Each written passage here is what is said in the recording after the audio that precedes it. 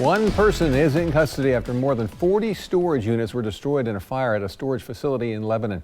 Thank you for joining us tonight. I'm Matt Templeman. KEZI 9 News reporter Aaron Ariano spoke with the owner of a storage facility as well as customers still waiting to hear about the fate of their units. Behind me is the aftermath of a massive blaze that destroyed dozens of storage units here at the storage depot in Lebanon. Now, the owner of this facility tells me that the building structure is still sound, but an estimated 48 storage units are a total loss. It's just very unfortunate that someone's negligence caused all this damage. Scott Letman is the owner of the storage depot in Lebanon. He says it was one of his tenants that may have accidentally started the fire by smoking near his own storage unit. They were using apparently a torch to light dabs, which is a marijuana product.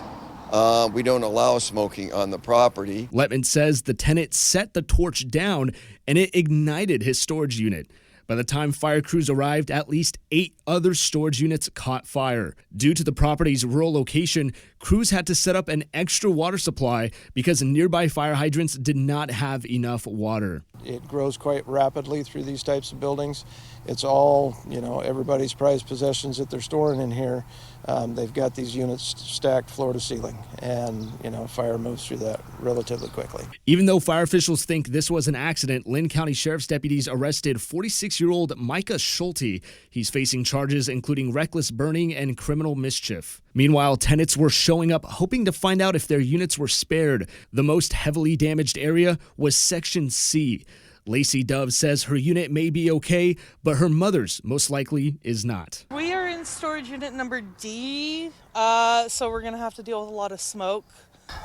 Mom's other storage unit may have be gone. I don't know. Jeff Albright was told his storage unit adjacent to Section C may have suffered smoke and water damage. All I could think was the worst.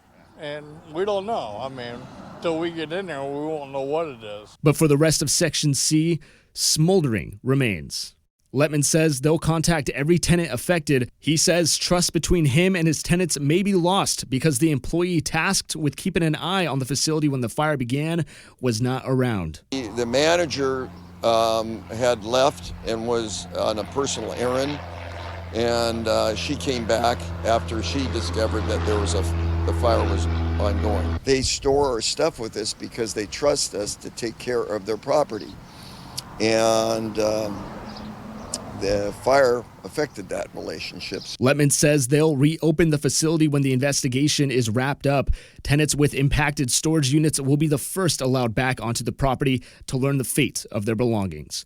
Reporting in Lebanon, Aaron Ariano, KEZI 9 News.